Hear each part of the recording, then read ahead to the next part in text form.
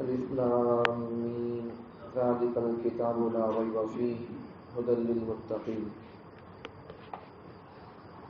سورہ بقرہ قرآن مجید کی پوری سورتوں میں سے سب سے بڑی سورت سورہ بقرہ ہے۔ اتنی بڑی سورت پورے قرآن میں بہت سی بھی نہیں ہے۔ اور بقرہ اس کا معنی جانور، گائے۔ اس سے بھی بہت ساری سورہ بقرہ کے نام سے ہی بہت ساری باتیں اور بہت سارے نکات سامنے آ سکتے ہیں۔ چونکہ قربانیوں کا مہینہ چل رہا ہے تو اس سلسلے میں بھی دشمنان اسلام کو ہم جواب دے سکتے ہیں، ان سے ایک الزامی سوال بھی کر سکتے ہیں کہ دشمنان اسلام کی طرف سے سوالات کیا ہوتے ہیں کہ تمہارے مذہب میں گایوں کو ذبح کیا جاتا ہے، یہ جانوروں پر ظلم ہے، یا ایسی بے تکی باتیں کرتے رہتے ہیں۔ یہ ایک مستقل عنوان تھا، میں جمعے کے لیے اٹھا کر رکھا ہوں، اسے کبھی بولوں گا انشاءاللہ، بہت جلد بولوں گا۔ قربانی عقل و نقل کی نظر میں قربانی عقل کے حساب سے صحیح ہے نہیں ہے؟ جانوروں کو ذبح کرنا ظلم ہے یا اللہ کا حکم ہے؟ اس پر مستقل جمعے میں بولوں گا کبھی، لیکن اب نام آ گیا بقر کا تو اس کے متعلق بولنے کے لیے وہ سہارا لے رہا ہوں عنوان کا۔ دنیا کی پوری دھرم کی کتابوں اور پورے مذہب والوں نے اور ان کی کتابوں میں بتاؤ بولو کس کے مذہب میں جانوروں کے نام سے کتنے سورے ہیں؟ بتاؤ بولو۔ جانوروں کے بارے میں کتنے احکامات ہیں؟ بتاؤ بولو۔ ہمارے قرآن پاک میں جانوروں کے نام سے کئی سورے نازل ہوئے، کئی سورے۔ جانوروں کے احکام، پرندوں کے احکام، بلی کے احکام، یہ سب ہمارے اسلام میں ہے۔ سب دوسرے کسی مذہب کے اندر کسی قسم کی کسی مخلوق کا حکم نہیں ہے۔ تو بہرحال جانور، بقرہ کا معنی کیا؟ گائے۔ اب اسے بقرہ نام رکھے، اس میں گائے کا واقعہ ہے، بنی اسرائیل کا واقعہ ہے، بیچ میں آئے گا، پارے کے بعد آئے گا۔ اس واقعے کی نسبت سے اس سورے کا نام بقرہ رکھے۔ دیکھو پہلی آیت میں اللہ تعالیٰ، اس کے بھی اس سورے کے بہت سارے فضائل ہیں، بہت سارے فضائل ہیں۔ سب سے پہلی بات تو کیا، اتنا بڑا سورہ قرآن میں کون سا بھی نہیں، 2.5 پارے ہے سورہ ہے۔ 2.5 پارے پڑھنا بولے تو کتنا لگتا؟ اب ہاتھ صاحبوں کو دیکھ لیں گے بولے تو 15-20 منٹ پڑھ لیں گے پارا ہوگا، 15-20 منٹ بولے تو بھی کہتا ہوا 2 گھنٹے پار ہوتا۔ 15 منٹ 20 منٹ کے پارا بولے تو 1 گھنٹے میں 3 پارے ہو گئے، 1 گھنٹے میں 3 پارے ہو گئے، تو آرام سے 1 گھنٹے میں پڑھ سکتی۔ تو عام لوگوں کے حساب سے بول رہا ہوں کہ عام لوگوں کے لیے سورہ بقرہ کو 1 گھنٹے میں پڑھنا مشکل ہے، 2 گھنٹے میں پڑھنا مشکل رہتا، سلو پڑھنے والے رہتے۔ تو 2.5 پاروں کا سورہ ہے، اور اس کے اندر تقریباً 1000 کرنے کے کام ہے، 1000 نہیں کرنے کے کاموں کے بارے میں، اور 1000 حکمت کی باتیں، اور 1000 خبریں، قصے، واقعات ہیں۔ خالی سورہ بقرہ کے اندر اتنے بڑے مضمون، اتنے بڑے ٹاپک ہیں، 4000 چیزیں اس کے اندر ہیں۔ 1000 کرنے کے کام، 1000 نہیں کرنے کے کام، اور 1000 حکمت کی باتیں، اور 1000 قصے اور اخبارات، خبریں۔ اسی لیے حضرت عمر فاروق رضی اللہ عنہ کو سورہ بقرہ سیکھنے میں 12 برس لگے۔ کتنے برس لگے بولو؟ عمر رضی اللہ عنہ کو سورہ بقرہ سیکھنے میں 12 سال لگے۔ یہ سب چیزیں قرآن کی تفسیر اور قرآن کی وہ 1000 کرنے کے کام، اوامر نہیں کرنے کے کام، 1000 نواہی، 1000 حکمتیں، اور 1000 قصے اور 1000 اخبارات، اور سب چیزیں تفسیر کے ساتھ پڑھے تھے، مفصل تفصیل کے ساتھ پڑھے تھے، اس لیے ان کو سورہ بقرہ سیکھنے میں 12 سال لگ گئے۔ اب انہوں سورہ بقرہ جب سیکھ لیے 12 سال میں، تو تب کیا کریں؟ انہوں اونٹ ذبح کر کے دعوت کریں۔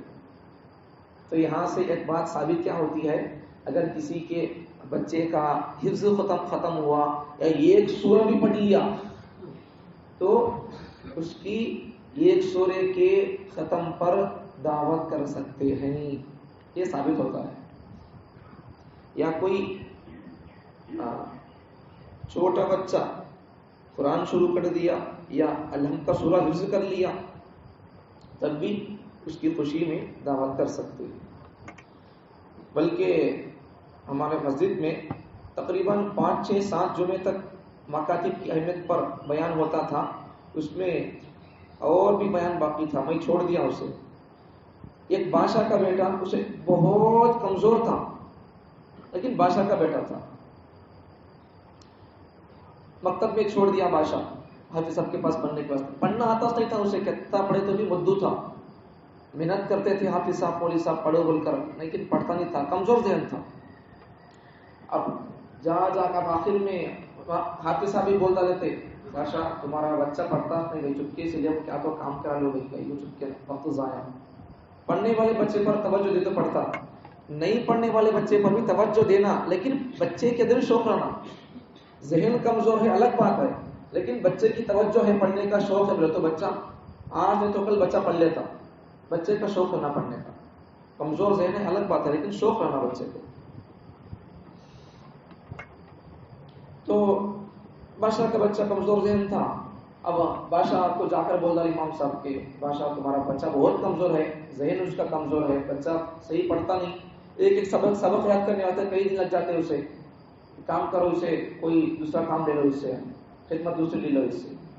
تو بادشاہ بولنے لگا کہ حافظ صاحب، امام صاحب، مولانا آپ کے مدرسے کا، آپ کے مکتب کے اندر کیا کیا کتابیں پڑھاتے ہیں، کیا کیا نصاب ہے آپ کا، سلیبس ہے، وہ پورا مکمل کر ڈالو، کتابیں ختم کر ڈالو، پڑھا ڈالو.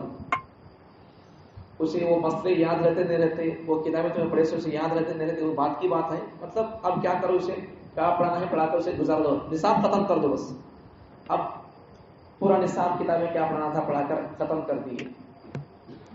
ختم کرنے کے بعد اب بچہ فارغ ہو گیا، پلے کو آیا بول کر بادشاہ دعوت رکھا ہے، سب گاؤں والوں کو دعوت رکھا، میرا بچہ پلے کو آیا بول کر. اب بچے سے پورے سکے دوستاں سب آگے تھے گاؤں والے دعوت میں. اب بادشاہ کیا کرا، ایک پروگرام رکھ کر بچے کو بولا کہ بیٹا تو اتنے سال میں تو کیا پڑھا، کیا سیکھا، ذرا سنا، ذرا بیان کر. ہمیں بولتے نہیں کون سا بچے ہیں تو ذرا نماز پڑھو، ذرا بیان بولو بول کر. تو ایسا بادشاہ بھی بولا اپنے بچے کو کہ بیٹا تو کیا پڑھا اتنے سالوں میں، ذرا سنا کیا تو نہیں بولے.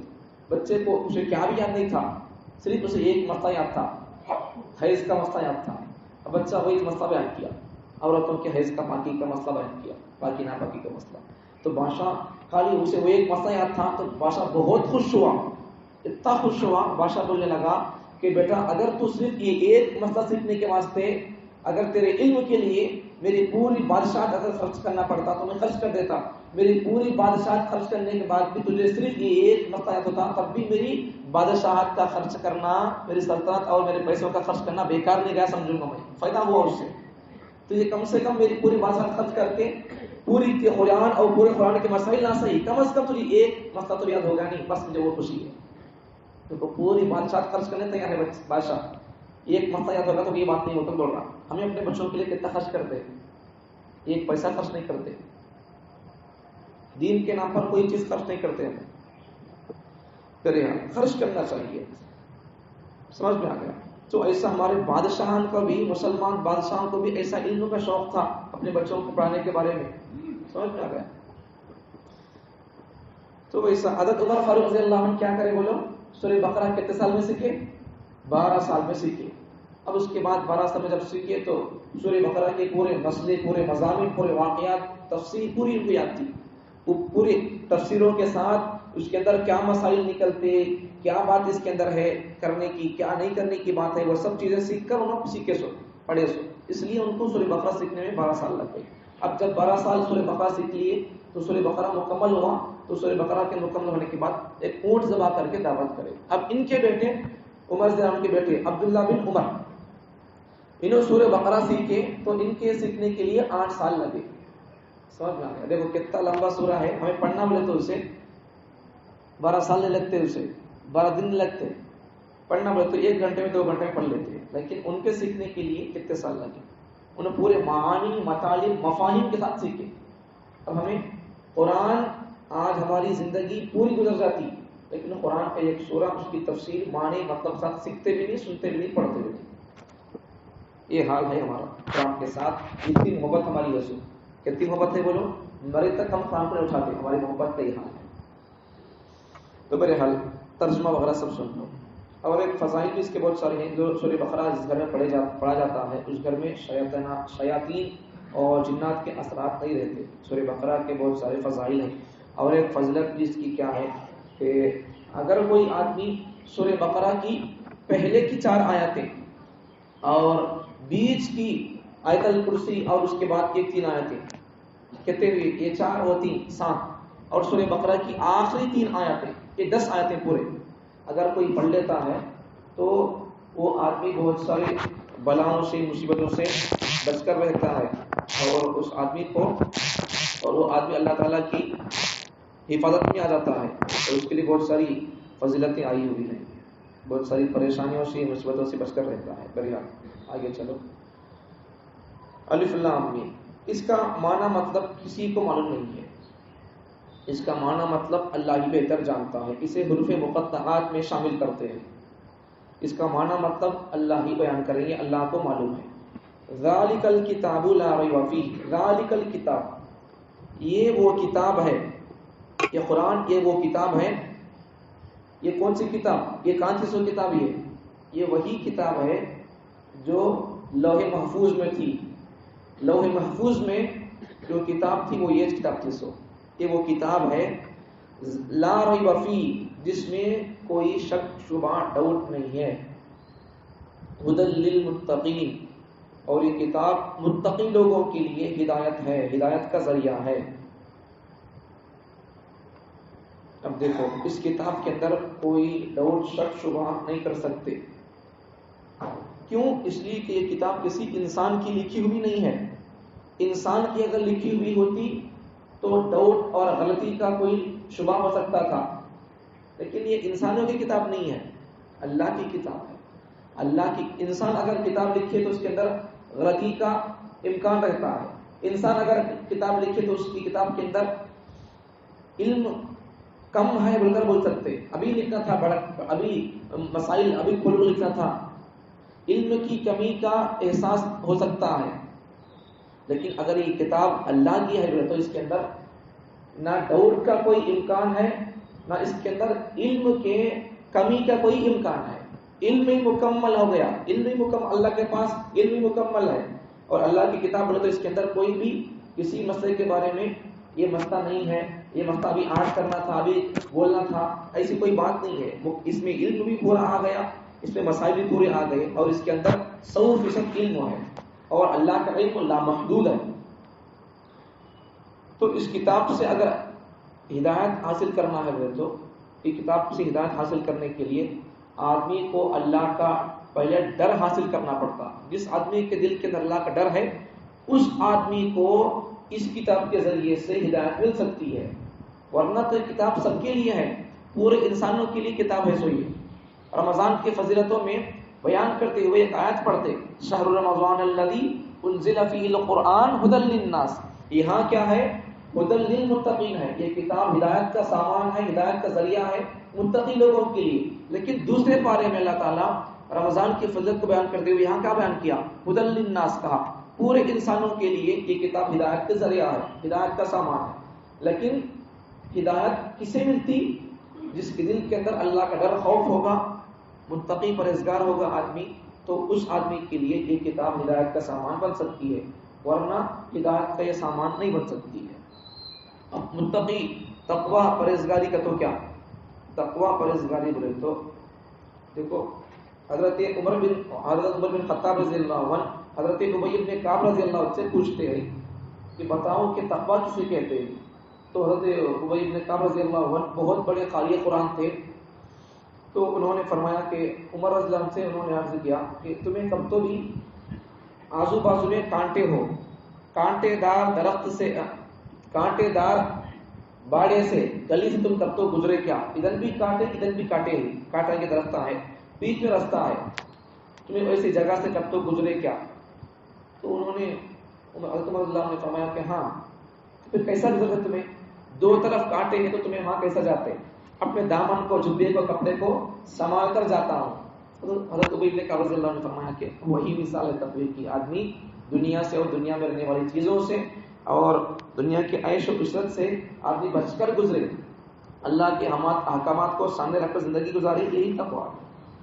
تو آدمی کو پہلے قرآن سمجھنے کے لیے، قرآن سے فائدہ اٹھانے کے لیے پہلے آدمی کو متقی بننا پڑے گا. اللہ کا ڈر خوف ہو تو اس سے فائدہ ہوتا، اللہ کا ڈر خوف نہیں تو اس سے فائدہ نہیں ہوتا. اللہ تعالیٰ مجھے اور آپ کو اس کتاب کے ذریعے سے پہلی بات، اس کتاب کے اندر شک نہیں ہے، اس کتاب کے اوپر یقین رکھنے کی توفیق عطا فرمائے. اس کتاب کے زبر و زیر کسی میں شک شبہ نہیں ہے. اس کتاب کے زبر و زیر پیش آیت میں تمام باتوں پر یقین رکھنے کی توفیق عطا فرمائے. اور اس کتاب کے ذریعے سے ہدایت پانا ہے تو اس کے لیے تقویٰ حاصل کرنا پڑے گا. اللہ تعالیٰ مجھے اور آپ کو تقویٰ حاصل کرنے کی توفیق